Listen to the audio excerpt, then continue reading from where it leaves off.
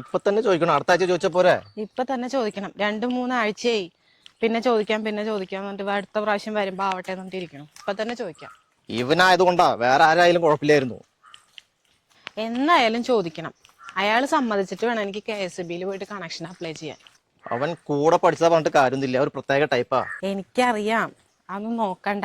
ശ്രമിച്ചു നോക്കാം, കിട്ടിയാ കിട്ടി.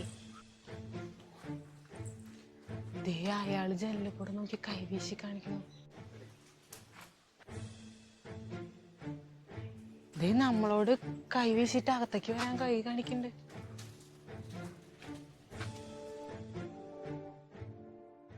ശരിയാണല്ലോ, സാധാരണ ജനലും വാതിലും കണ്ടു കഴിഞ്ഞാൽ അപ്പൊ അടയ്ക്കാതെ മതി. ഇപ്പൊ എന്ത് പറ്റിയവന്? അതാ ഞാനും ആലോചിക്കണേ. എന്തായാലും കാര്യങ്ങൾ പറയാൻ എളുപ്പമായില്ലോ. സുരേഷ്, വരൂ വരൂ വരൂ കുട്ടി, കേറി വരൂ, കേറി വരൂ.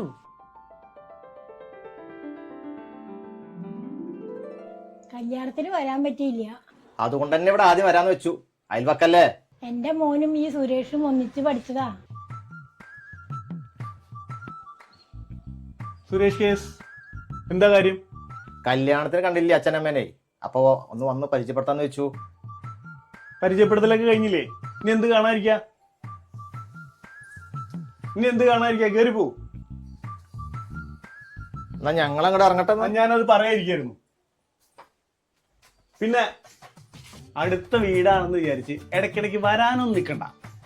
ഇയാളെന്താ ഇങ്ങനെ? ഇയാൾ ഇങ്ങനെ തന്നെ, പക്ഷെ അച്ഛനമ്മയും പാവങ്ങളാ. ഇയാളൊരു പ്രത്യേക സ്വഭാവക്കാരനാ. ഇങ്ങനെയുള്ള സ്ഥലത്ത് പോവാതിരുന്നൂടെ? ഈ വഴിയിലേ നമ്മൾ 2 വീട് മാത്രമേ ഉള്ളൂ. ഇത് അവരുടെ വഴിയാ, അത് നമ്മൾ ഉപയോഗിക്കണത് മാത്രം. എന്നാലും ഇങ്ങനെയുണ്ട് ഒരു സ്വഭാവം. അവന്റെ ഒരു പരിചയപ്പെടുത്തൽ.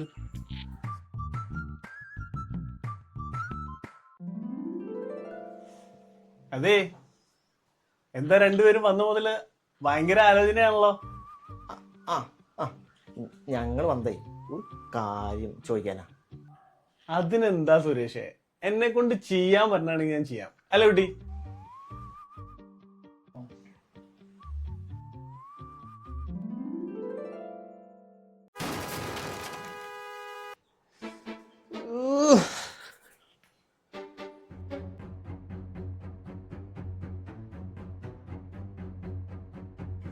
അതെ, ഇതെന്റെ വഴിയാണ്. ഇവിടെ കിടന്ന് ഇങ്ങനെ ഹോൺ അടിക്കാൻ ഞാൻ സമ്മതിക്കില്ല. അത് പിന്നെ പട്ടി വട്ടം ചാടിയപ്പോഴേ അറിയാതെ ഓണടിച്ചതാ. എന്നാ ഞാൻ പട്ടിയോട് പറയാം ഈ വഴിക്ക് നടക്കാൻ പാടില്ലാന്ന്. ഇനി ഇത് ആവർത്തിച്ച ഈ വഴി ഞാൻ അടച്ചുപൂട്ടും. വേണ്ട, ഇനി ഞാൻ ശ്രദ്ധിച്ചോളാം. ഒരു വണ്ടി.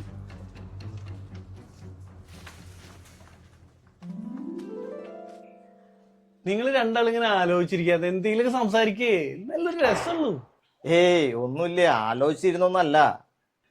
ചോദിക്കാൻ മറന്നു, ചായയാണോ കാപ്പിയാണോ, എന്താ വേണ്ടേ? അയ്യോ ഒന്നും വേണ്ട, ഞങ്ങളിപ്പോ കുടിച്ചേ ഉള്ളൂ. അല്ല, അച്ഛനമ്മ ഇവിടെ ഇല്ലേ? ഇല്ല, ഒരു ട്രിപ്പ് പോയിരിക്ക, 10 ദിവസം ട്രിപ്പാ. അതൊന്നും നടക്കില്ല. നാളെ വരുന്നോളം തിരിച്ചു വരേണ്ടി വരും, അതിനാണ് സാധ്യത. നിങ്ങളിരിയേ, ഒരു മിനിറ്റ്. ട്രിപ്പ് പോയതൊന്നായിരിക്കില്ല, ഇയാള് നന്നായത് കണ്ടിട്ട് ഏതെങ്കിലും അമ്പലത്തിൽ പോയി ദൈവത്തിനോട് നന്ദി പറയാൻ പോയതായിരിക്കും. എന്നാൽ ഇങ്ങനെയുണ്ടോ ഒരു മാറ്റം? ഇതാ ആള് വരുന്നുണ്ട്. ചൂടല്ലേ, ചായ വേണ്ട, ലെമൺ ജ്യൂസ് ആയാലോ? എന്താ അഭിപ്രായം? ജ്യൂസും ചായ ഒന്നും വേണ്ട, ഞങ്ങൾ ഇപ്പൊ അവിടെ നിന്ന് കുടിച്ചിറങ്ങിയുള്ളൂ.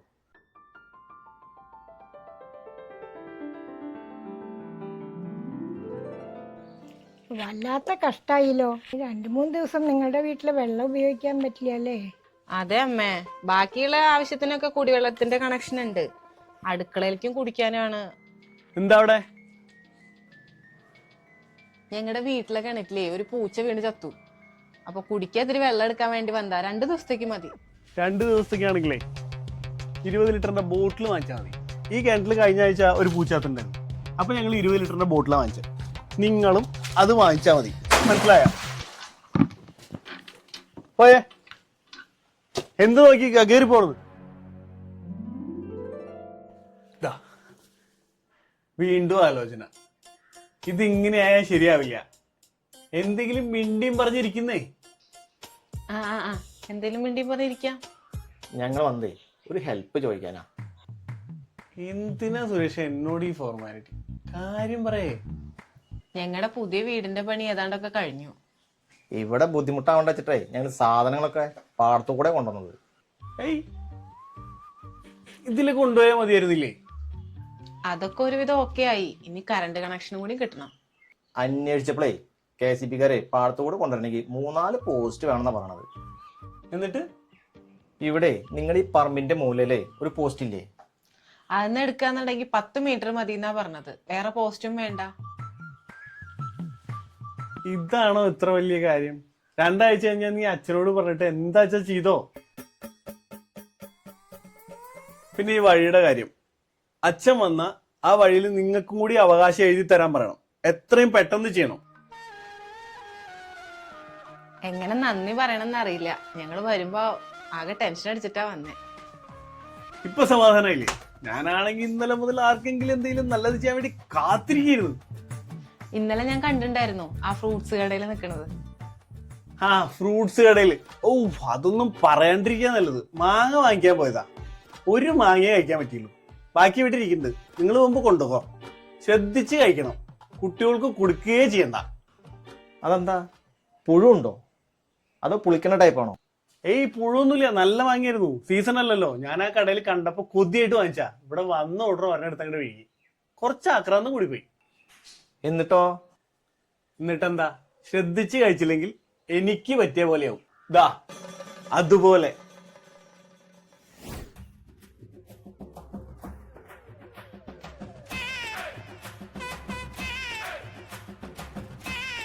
കണ്ടാ, മാങ്ങാണ്ടി തൊണ്ടേ കുടുങ്ങിയതാ.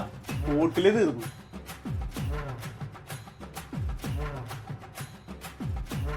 പോവല്ലേ പോവല്ലേ.